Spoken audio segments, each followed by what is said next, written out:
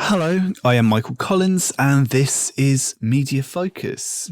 In this video, we are going to be looking at a key scene from the TV show Humans, and we're going to be looking at it in some depth. And the whole purpose of this video is that you can potentially use this key scene to answer any question which might come up in the Component 2 section of your A-level Media Studies exam. So, first of all, why are we looking at just one scene rather than an entire episode? Well, the reason for that is it's much, much better to look at specific examples for the exam. If you just look at the episodes in general, you're just going to talk about things generally. So if, for example, you are answering a question on, I don't know, representation and humans, and if you were saying something along the lines of, okay, so, Humans is a science fiction TV show and it reflects a range of different social issues and representations and events and so on, and it uses the process of allegory in order to represent this. This is all good, this is fantastic, and you might go on and on about robots, and you might go on and on about sex, and you might go on and on about the representation of the working class and how the robots actually represent women, and that's all good and that's all fantastic and it's all completely true as well. But if we don't ground it to a specific example, then your argument is going to fall flat. And what you're doing is you're actually just describing a TV show that you've seen. You're not actually doing media studies. You're not actually making reference to media language, shot types, camera angles, color, mise-en-scene, editing, all this stuff which is actually going to get you marks. Now, examiners refer to this as a common sense answer. And what this basically means is that anybody who's not even done media studies can answer this question. And without wishing to be condescending, pretty much anybody who watches Humans can pretty much tell that this is a show about sex. This is a show about the way in which women are represented. This is a show about the way in which ethnic minorities in the United Kingdom are represented. It doesn't really take that much to get it. And the show is very, very insistent that you do get these messages, that you do get these ideologies. So the whole purpose of this video is how can we use one particular scene in order to answer any question which might come up in Component 2. Now, the key scene that we're going to look at here is the brothel scene. So this is the scene which takes place when Leo enters the sex club in order to, as the audience were expecting him to rescue Niska, who is a synth or an android who has been captured and essentially sold into sexual slavery. Of course, as we watch this scene, our expectations are subverted, and actually Leo doesn't rescue Niska.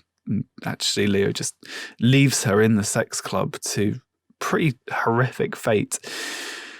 Just like to point out at this stage, we're going to be talking about some fairly adult things in this video. So just to point out, this video does contain some strong language, and given that we're talking about sex workers in the sex industry, it also does touch on some adult themes as well.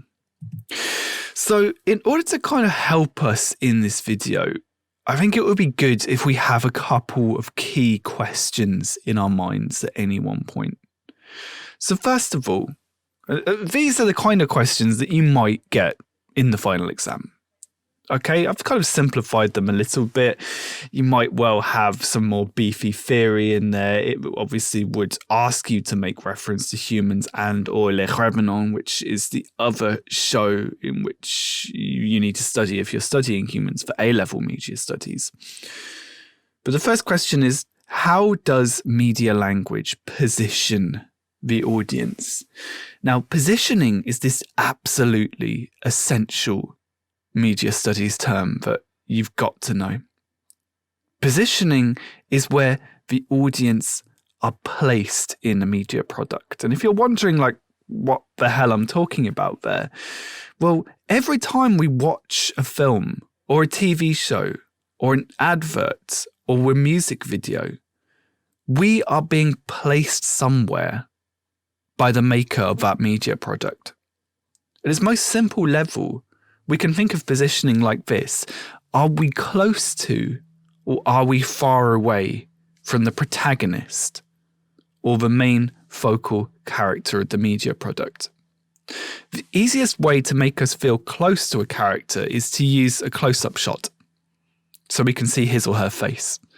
And the easiest way to make us feel distant from a character is to use a long shot, so we feel a long way away from them. But positioning can do more complicated things than just simply putting us with a character, to put us in his or her shoes, as we're going to see in this clip. Now, positioning is an absolutely essential media studies concept, and if you're not quite 100% sure on this, I do very, very much strongly recommend checking out the definition for positioning, which you can find on the A-level media studies blog. We also have a second question, which is a bit more complicated, which is, how does gender performativity position the audience? So this is basically the same question, but phrased differently, and with more of a focus here on gender performativity. Now, if we're thinking about media language, how does media language position the audience? Well, that can be quite straightforward, right? The use of the close-up shot positions us directly with Leo. Wonderful. The use of the colour pink positions the audience in a stereotypical sex club, which the audience may or may not be comfortable with, right? So positioning there is quite straightforward. But the second question is a bit more complex, and we need to go into this idea of what gender performativity is. So just as a quick recap, gender performativity is related to this idea of gender performance. However, it is different. So what is gender performance? Gender performance is this idea that we perform our gender. So what we do as a man or as a woman, this is an element of performance. So I am a heterosexual, cisgendered male. And today I got dressed in such a way which emphasizes my idea as gender as performance. My hair is very short. I actually just buzz cut my hair today. I also trim my beards as well. I'm currently wearing a t-shirt, jeans, and a flannel shirt as well. So very, very stereotypical representation of a man, which I'm constructing there. Okay? And I'm performing this gender. I'm not, for example, doing something which is outside of my gender. For example, wearing a dress. However, if I did wear a dress, that wouldn't change my gender, right? It wouldn't actually shift anything there from an ontological perspective. I mean, you know, my wife might ask questions there, but it wouldn't actually change anything on a fundamental level there. That would just be me trying something out. So the way in which we walk, the way in which we talk, the way in which we act, these are all elements of gender performance, but this is not gender performativity. So this concept was, let's just say, introduced by Judith Butler.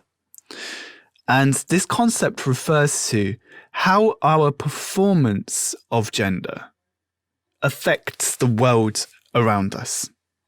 So how our performance of gender affects the world around us. Now that is gender performativity. So for example, right now, picture this in your heads. I have very, very short hair. I have a beard, wearing a flannel shirt, a t-shirt, and jeans. So if I leave the house and I start walking around my village, I'm not really going to get any funny looks, I hope. Okay? Unless somebody actually recognized me, actually, I'm pretty much going to be invisible. Because my performance of gender fits in with hegemonic norms and conventions of the world around me. Now, let's just say if I did decide to put on a dress this morning and I did decide to go out and walk in my village. Now, okay, it's a pretty nice place. I'm pretty sure I probably wouldn't get any abuse hurled at me, but people would look. Seeing a 6 foot tall guy with a beard, wearing a dress, walking around the village, I'm pretty sure people would look. And this, in a nutshell, is gender performativity. People would be surprised, maybe confused, maybe might find it funny, the way in which I'd chosen to express my gender performance, which would change the world around me. Maybe some people would point, maybe some people might honk the horn of their car. Oi mate, why are you wearing a dress? Something along those lines, right? So this in a nutshell is gender performativity. This idea that we shape the world around us based on our gender performance. Now that's quite a simple and straightforward idea. And it's simple and straightforward because we all have this idea of hegemony, right? These rules and regulations that we follow every day, right? Boys wear blue, girls wear pink. Guys wear, suits, girls wear dresses, right? The simple, basic, straightforward rules of gender hegemony that we have been brought up with and that we know, not from birth, but from a very, very young age. And this affects the world around us. The idea that I can walk around pretty much invisible just because I'm wearing jeans and a t-shirt, but all that could change just purely by putting on a dress. Now, in humans, gender performativity is absolutely essential.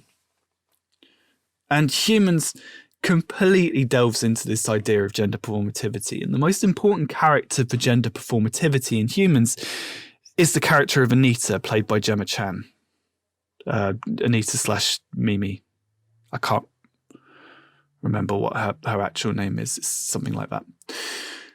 And her gender performativity is important because when she enters the Hawkins family, she has a very distinct effect on everybody. So let's first of all consider what kind of woman Anita is. Well, first of all, she's not a woman. She is a synth. She's an android. She's a cyborg. She's a robot, if you like.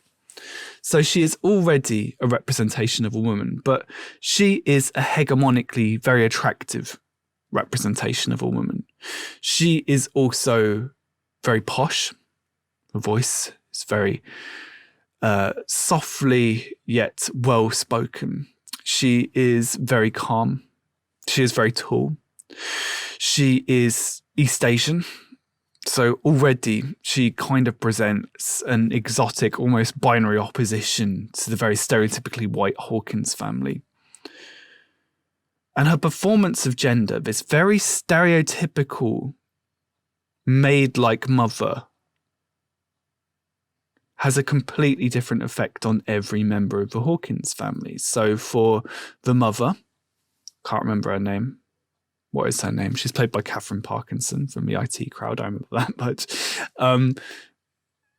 she has a very negative effect on the mother.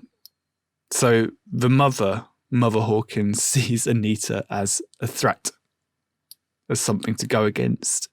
The father, Joe, sees her as a mate, sees her as something which is going to solve problems. But as we can see by the poetic codes of the father Joe looking at Anita's 18 plus card in the first episode, we also see that Joe sees her as a sexual object, as something beautiful to use. Mattie, the daughter, sees Anita as a project, as an experiment, as something to dissect. So again, not actually as a human, not the least a woman at all. And Toby, the son, sees Anita as a pure sexual object, right? As something very, very sexually attractive. And he very, very quickly in the series, in the very second episode, touches her, molests her, which is something that she calls out. So he purely sees her as being a sexual object. The youngest daughter, Sophie, sees her as a doll, sees her as a representation of a woman, which if we think that she's not a woman, she's actually a representation of a woman. Can we see exactly how complicated gender performativity is here? We've also got to remember that Anita is not actually Anita. Anita is Mimi, or whatever she's called in the English language version of the show. I can't remember.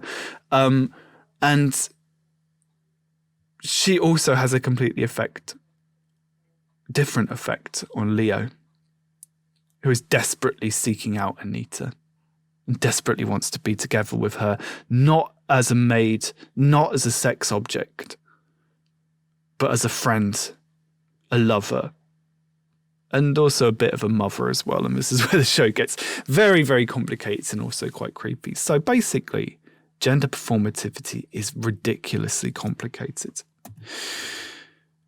What we're going to be looking at, however, is a scene which doesn't feature Anita at all. And if you're wondering why, well, I think, if I am your teacher, we've covered Anita quite a lot in class already. So in particular, we look at the scene where the Hawkins family, where Joe buys Anita, and we also look at the breakfast scene as well, where Anita serves the family breakfast, and they're all delighted by the hyper-real spectacle of this breakfast. The scene which we're going to look at today is one where Leo attempts to save Niska, who is another synth, but doesn't. And he goes into some detail as to why this is, and it's not massively clear. But for whatever reason, he doesn't. He decides that actually he's not going to do this. So we see Leo's performance of gender as a man as being quite complex. And what we'll see early on in this scene is that Leo is very hypermasculine. He is beyond this idea of masculinity. He is assertive, he's aggressive, and he, very quickly in this scene aggressively confronts someone in the street, visually. Using his gaze, he looks directly at him, tells him to get lost. Keep moving, he says. He is also confident, and he is also active as well. And by active, I mean he is driving the narrative forwards. So we see Niska, who is locked up, and she's there. She is the damsel in distress, if you will. She is there to be rescued. But Leo, on the other hand, is active. He wants to get in. He's going to save her, but he doesn't. Our expectations are shattered when Leo actually gets into the brothel, and then he changes. He's passive. He's emasculated. Now, if you're wondering what emasculation is, literally it's to remove a man's penis, which obviously doesn't happen in this scene, but we could argue that it does happen figuratively or metaphorically. He is defeated. He's lost. He's embarrassed, and he's made uncomfortable by the fact that he can't rescue Niska. On the other hand, we have Niska's gender performance, and we've just been talking about how complicated Anita's gender performance is, and Niska's gender performance is just as complicated, right? It's way, way more complicated than Leo.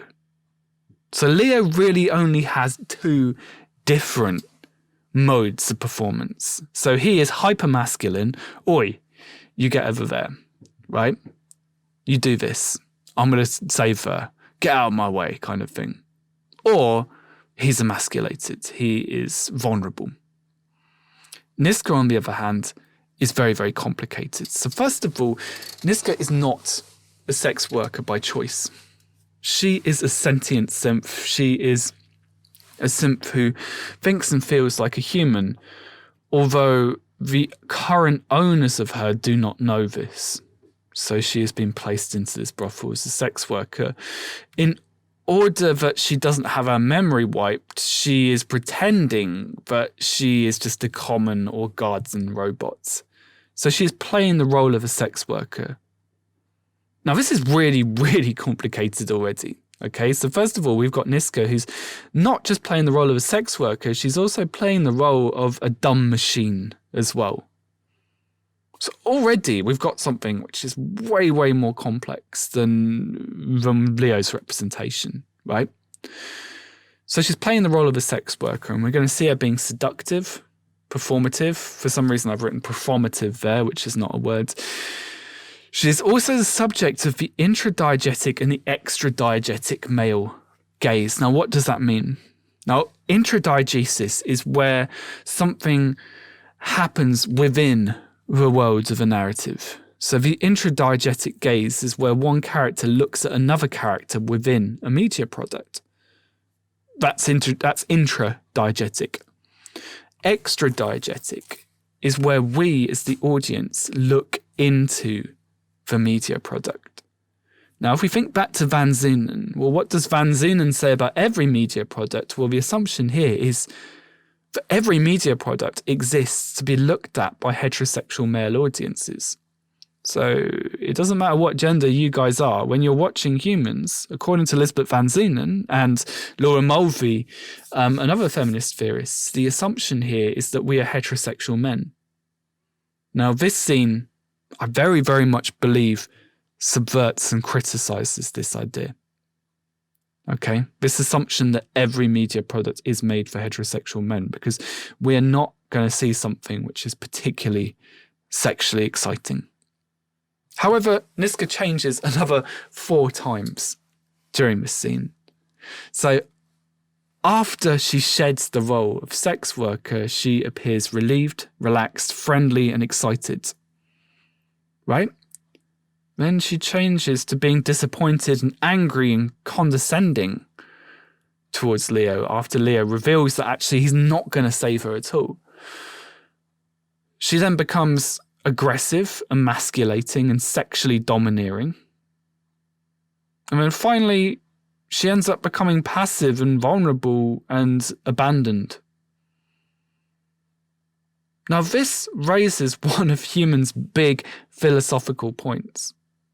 Niska might well be a synth, a robot, an android. However, these emotions that she goes through and the things that she does in this scene are very, very much what we would expect a human to do. She is irrational, she is confused, she is upset, she is aggressive, she is vindictive, all in the space of approximately 40 seconds. So what we're seeing here is something which is very stereotypical of an actual human response. Now, this is one of the big themes of Humans. First of all, Humans asks us to identify with robots, to identify with synths or androids. It asks us to question, well, what is humanity? What makes us human? What, are we actually robots? Are we actually humans? Do we actually exist? All these confusing thoughts which have been going around our head for like the last few 100 years or maybe even more. But it also, beyond that, through the process of allegory, asks us to challenge and to question our own ideas about how we represent women. Niska is a hegemonically sexually attractive woman who is dressed in an extremely sexually provocative way, presumably for the heterosexual male gaze. And yet, we are forced to question, well, why is that? Why do we make these assumptions? Why do we assume that this is hegemonically okay from a dominant ideological perspective? So what we're going to do is we're going to take these big, big ideas that we've just been having, and we're going to try and ground it in this actual scene, shot by shot. And we're going to try and link everything to an aspect of media language. So I've kind of already gone into this a little bit, but I'm just going to read this out. The complexity of Niska's representation, which shifts through 5 distinct modes in one short scene, makes a powerful statement not only on the representation and sexualization of women in contemporary society, but also forces the target audience to question the nature of humanity itself. So flicking back to these questions here, how does media language and gender performativity position its audience? Well, here's your answer, guys, in a confusing and manipulative way, right? This scene is supposed to be confusing, challenging, upsetting for the target audience. Let's see how it does it. So first of all, we have and by the way, I do apologize for the picture quality. It's a little bit ropey, but deal with it. So first of all, we have an establishing shot. there's no kind of big wide angle shots or anything like that. But in terms of the mise-en-scene, in terms of the setting, in terms of the atmos, so the sounds that we can hear in the background, we can assume that this is set in London. We can assume that this is, let's just say this is set in Soho. Do we actually know that? No. But it doesn't matter. Okay? Where's the kind of place that a sex club or brothel might actually be? It's going to be in Soho, in London. So this is the establishing shot, which establishes the characters of, what's his name? Leo and his friends as well. Leo sees a passerby, perhaps leaving the sex shop, and the first thing he does is he tells him to move on. So he fixes this guy in a very aggressive, hypermasculine way. Says, go on, move on, or something like that. This reinforces this idea of Leo as an active, hypermasculine figure. But it's also a perfect example of gender performativity as well. Because here we are seeing, and you can see it on the slides, right, explicitly, that Leo is having an effect on a pure stranger. Why? Well, they're both men, so why should this guy on the right have any issue with Leo at all? The answer here is in their costume. Well, the guy on the right is dressed in a very stereotypically kind of formal way, which indicates that, you know, he is a middle-class office worker, middle-aged.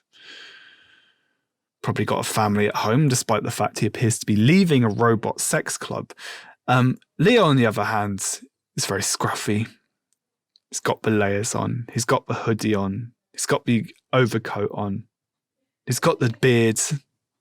Yeah, he's looking pretty fashionable there. But from a TV perspective, he is looking scruffy and he is looking aggressive. And I've completely blanked on Leo's friend here, so I'm not going to try and remember his name. But Leo looks at him, tells him to stay outside. Now, Leo's friend is a robot, is a synth, and he is not a particularly good model of synth. He's not able to, in his own words, hide his true nature in the way of most synths do. By telling him to stay outside, Leo has reinforced his dominant, hegemonic, masculine ideology. He is a man who is just in the space of two short interactions in one shot, told two other men exactly what to do. This reinforces the idea that Leo is a hypermasculine figure. Leo enters the brothel and things change very, very quickly. So first of all, the introduction of a diegetic musical soundtrack. So we hear the music as it would play in the brothel. We hear this low pumping bass music, which has poetic connotations of danger, aggression, but also excitement as well. The scene is a brothel. It's a sex club, and basically it's actually the kind of place that vast majority of people watching this have never been to or will never be to, right? But at the same time, we know what sex clubs look like. Now, how? Why? Well, maybe you've been to a country where stuff like this is more open. So if you've ever been to Amsterdam, for example, and walked through the red light district, we're going to talk a little bit about that in a minute. But also, if we've ever seen a crime drama, if we've ever seen anything, for example, a Louis Theroux documentary, which focuses on sex workers, then we will have seen places like this before. So it's kind of nonsense to say that the vast majority of the audience won't have seen a sex club before. Leo is a heterosexual man, and he is in a location, a setting, where from a stereotypical perspective, he should feel comfortable. His expression, on the other hand, doesn't suggest comfort. And already we can see him entering this location, and he already seems a lot more uncomfortable than he did outside. He walks towards the counter, and already we see gender norms and values being reinforced. He hands over money in order to see Niska. This reinforces this notion that women, be they human women or be they cyborgs, can be purchased by men for sexual purposes. In order to reinforce this, we also have the mise-en-scene of a synth prostitute on the left, who is wearing revealing costume and lounging on the desk in a sexually provocative way. Leo, on the other hand, is of course dressed up in at least 4 layers of costume, and although he is a hegemonically very attractive man, he is not being sexualized in the same way as the women in this scene. Next, we have a tracking shots. And this is a very special kind of tracking shot, and we often see this in certain genres of film. And it follows the character directly from the back of his head. What can we actually compare this to? What can we call this? Well, it's a tracking shot, first of all, and any shot which follows a character as they walk around or as they do stuff tracks or moves with them. So we can call this a tracking shot. But we are being positioned directly with Leo. We are right behind his head. We are not Leo. We're not seeing a POV shot yet, although we are going to see a POV shot very soon. But we are positioned directly behind him. Now, there are several films which use this technique. So an excellent example would be Gaspar Noé's film Enter the Void, which also is largely set in sex clubs as well, which follows the main character from behind his head for the entire film.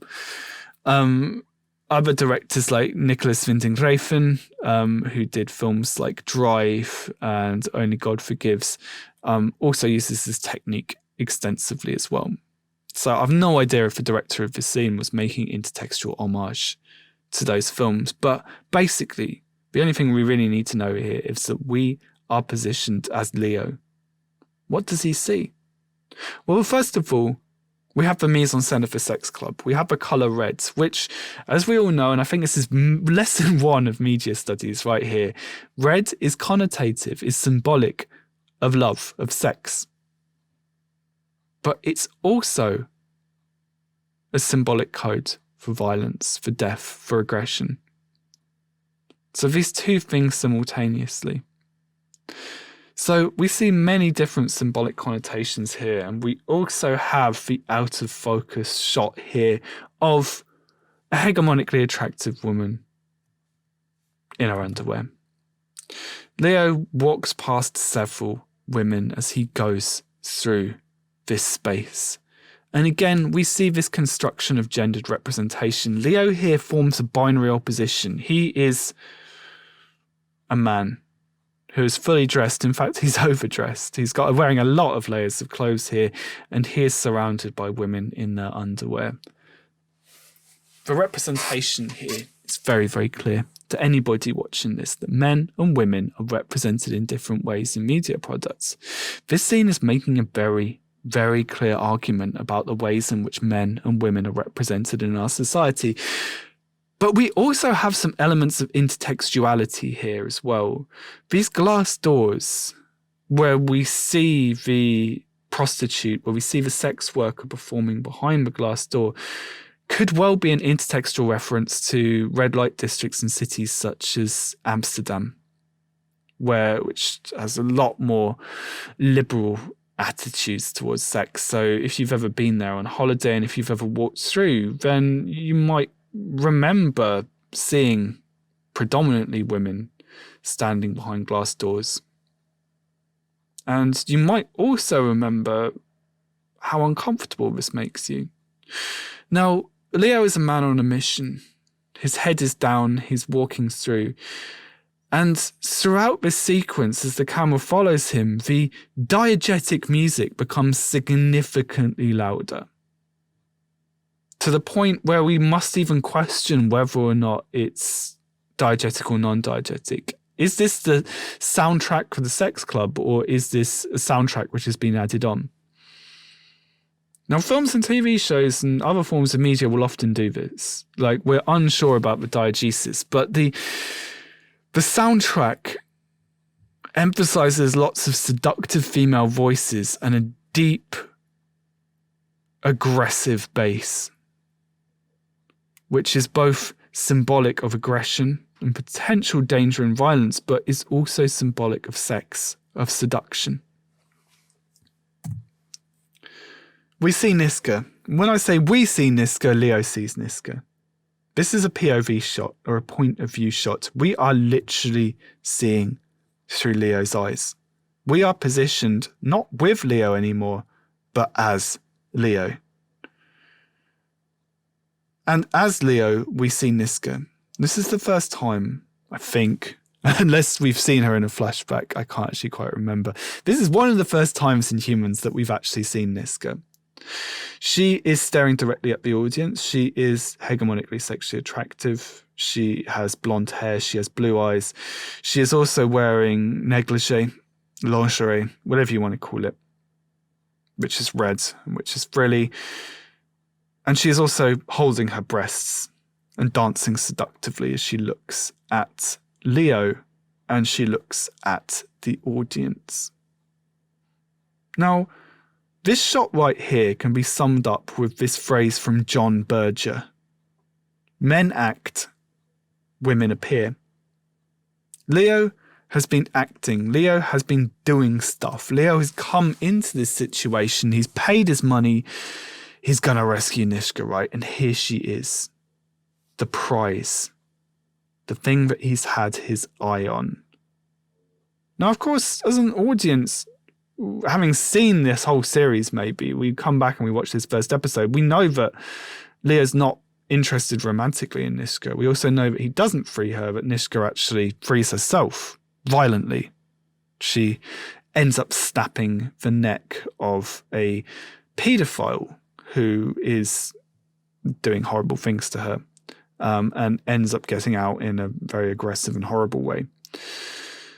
However, at this stage, we see Niska completely passive and dancing in a manner which is reminiscent of sex for the audience. So again, we have this reinforcement of the idea that men and women are represented in completely different ways. The camera zooms in on her slowly.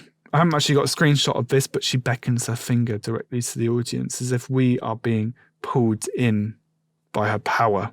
What is this power? Well, it's the power of sexuality. And through her costume, through her hair, through her direct mode of address, we see the encoding of stereotypical representations of gender.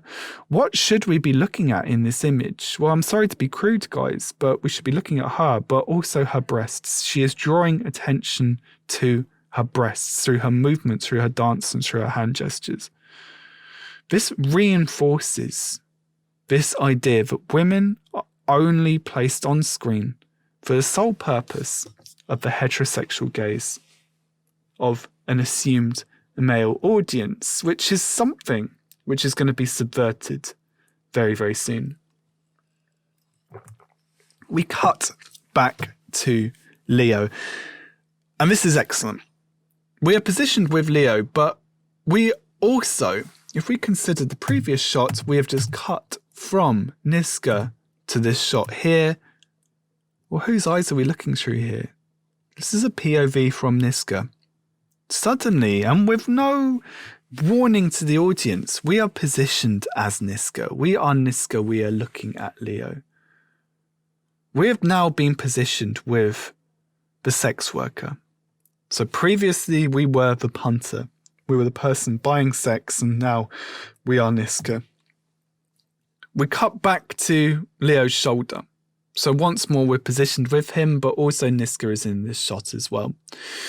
One final time, the binary representation of gender is reinforced. With Leo overdressed, Niska underdressed, although neither of them over or underdressed for the roles that they were just previously in. And Niska pulls Leo into the room. Now, something unexpected happens. And this, I think, is one of the most wonderful scenes in the entire show. I think the actor who plays Niska, she's excellent. I can't remember what her name is, but there is something that she does in this shot here. Her shoulders completely slump. everything relaxes. Previously, she is very, very poised. She is very, very much playing a role. And we see exactly how exhausting this is for her. And instead of initiating sex, Leo hugs her.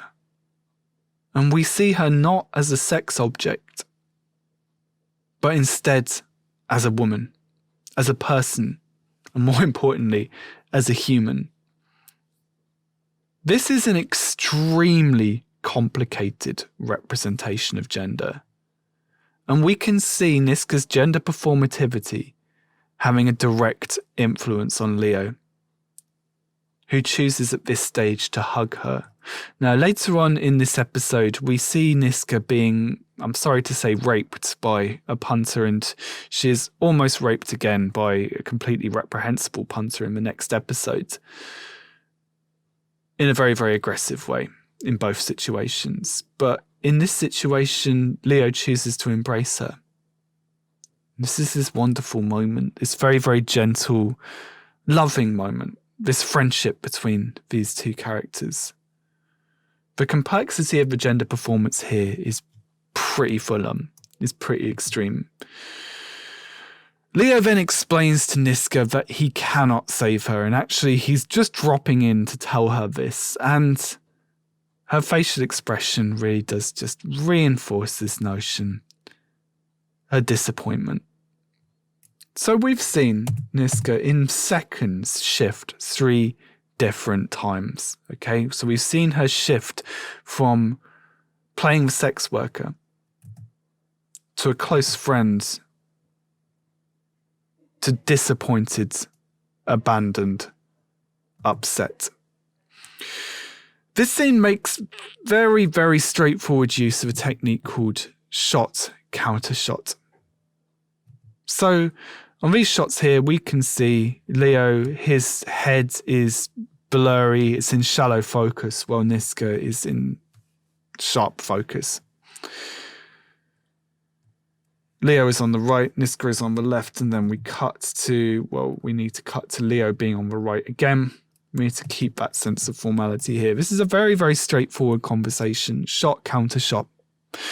99% of all conversations between two people in a film or TV show or whatever are simple shot, counter shots. But also, this emphasizes the difference between the two characters here. We have lost, alone, Niska, and pathetic, weak Leo, who for the first time we realise is not actually this hypermasculine figure, is not actually this Superman who's able to rescue her. Next, Niska does something which is very surprising, and I do know that when I show this scene, I show this episode to students, this is the thing which makes people uncomfortable. Niska gets on her knees and starts undoing Leo's trousers. The expectation here is clear. This is a very, very clear poetic code that Niska is going to perform a sex act on Leo. But why is she doing this? She's just been told that she's not actually going to be rescued at all. We cut to, so this very, very much subverts Leo's hypermasculinity. We cut to Leo from a low angle shot. We are positioned as Niska here. We are her. And he looks extremely uncomfortable. He's very, very upset. What is she doing? After undoing his trousers and messing around with him a little bit, Niska gets up and smacks him in the face. This is a very, very uncomfortable mode of address. We are unsure about who we are positioned with at this stage, which means that as an audience, we need to make a decision. Are we Leo? Are we thinking, okay, what is Niska doing? I'm very, very uncomfortable by this. Okay, why is she presumably performing a sex act on him, and now why is she smacking him in the face? Or are we Niska? Have we just been through this horrible emotional experience, and now we are extremely upset and uncomfortable ourselves, and how do we deal with that? Well, she doesn't actually explain what she's doing until the end. She says, now it looks like you've just fucked me. Now, The use of the word fuck here is really, really important. It's not sex, it's not making love. In her novel, The Handmaid's Tale, Margaret Atwood describes the difference between fucking and making love. And the difference here is one is a cold and aggressive act, and one is, of course, an act of love. And here, by using this words, Niska is taking Leo's masculinity. Niska is emasculating him. Now it looks like you've just fucked me. So Leo has essentially done nothing. He's failed. The only reason why he's actually gone into this situation is to tell Niska that actually he can't get her out at all, which is intensely upsetting for her. And I imagine intensely upsetting for him, but, you know, well, we need to consider where we are positioned as an audience. For myself, I'm frustrated every time we see this scene. Could he not just get her out? Like, Niska ends up getting herself out. She has to, because she can't go through this hell. There's a really, really interesting conversation. Leo says, why don't you just switch off your pain chip? So Niska being a robot, Niska being a synth, is able to change her perception of reality. She could just switch herself off so she doesn't feel anything. To which she looks at Leo and says, I was born to feel. This is emphasized by a little diegetic synth music, which quietly plays in the background. This is the whole point of the TV show. I was born to feel. For Niska, feeling pain makes her human. Now, that's a really, really, really uncomfortable thing for the audience to face. Because I'm quite sure we would all like to be able to switch off pain and sadness in our lives. But is that the thing that actually makes us human? Right now, our minds are going a mile a minute. The way in which we're being positioned, the mode of address, the way in which we're being spoken to, we are having to confront Leo's complete patheticness, his inability to save this woman. And as we know, she's the damsel in distress. She's there to be saved. And Leo, the hypermasculine man, hasn't been able to save her. So our perception of gender has been completely changed. We cut to Niska sitting on the bed, and the camera slowly zooms in on her face, which forces us to see her not as a sex worker, not as a synth, but as a person. And the emotion that she's feeling here is simple and straightforward. She's disappointed. She's had her expectations subverted. So this is something that we can all identify with. So to conclude, this scene positions us in a number of very, let's just flick back to these initial questions. This scene positions us in a number of very, very uncomfortable positions. We are positioned both as a hypermasculine man and a weak and submissive woman, but that's not actually the case, because we are also positioned as a weak and submissive man and an assertive and aggressive woman. And this changes and shifts throughout this scene. So how does gender performativity position the audience in a confusing and challenging way, which forces us as an audience to question what it means to be a man, what it means to be a woman, but even more importantly, it forces us to question what it means to be a human. And that sounds like quite a nice way of summing up this video now.